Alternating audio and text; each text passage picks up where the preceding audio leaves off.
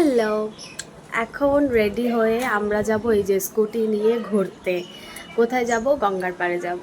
গঙ্গার পাড়ে কি করতে যাচ্ছি তাও এই রকম সময়, মানে এখন বাজে 11:30, এইরকম টাইমে কি করতে গঙ্গার পাড়ে যাচ্ছি সেটা দেখার জন্য অবশ্যই ভিডিওটা দেখতে হবে।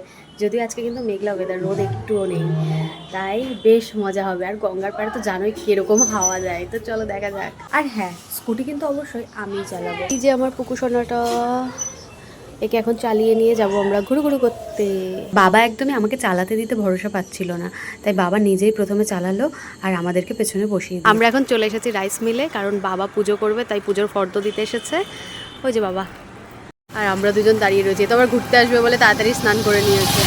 যাই হোক, বললাম যে গঙ্গার পাড়ে যাব, তো এইবারই আমরা ফর্দটা দিয়ে নিয়ে গঙ্গার পাড়ে যাব। রাইস মিল থেকে যখনই বাবা বেরোলো আমি বললাম আর তোমাকে গাড়ি চালাতে হবে না, এবার আমি চালাবো।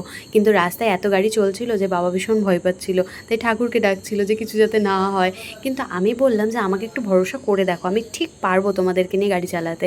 যেহেতু আমার নতুন হাত, তাই বাবা ভীষণই ভয় পাচ্ছিল। যাই হোক, সেটা বড় কথা না, কেয়ার করে ভালোবাসে তার জন্যই তো ভয় পায়। আর রাস্তাটা দেখো কি সুন্দর লাগছে। এই রকম ফাঁকা রাস্তায় গাড়ি চালানো কোনো ব্যাপার বলো?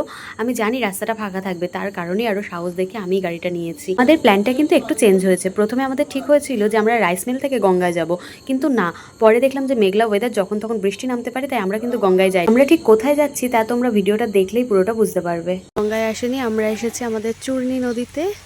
এই যে মাছ নিতে এসেছি, আর দেখো কিরকম জাল দিয়ে মাছ তোলা হচ্ছে। আমি এরকম দেখিনি কখনোই, প্রথমবার দেখছি। আর এই যে বাবা দাঁড়িয়ে দাঁড়িয়ে দেখছে। গঙ্গাতে যাওয়ার কথা ছিল মাছ আনতে, কিন্তু গঙ্গা অবধি আর গেলাম না, কারণ বৃষ্টি শুরু হয়ে গেছে। তাই ভাবলাম যে নদীর মাছই নিয়ে যাই। তো যাই হোক, মাছ নেওয়া হচ্ছে, মানে ওরা তুলে দিচ্ছে, ওই যে তুলছে।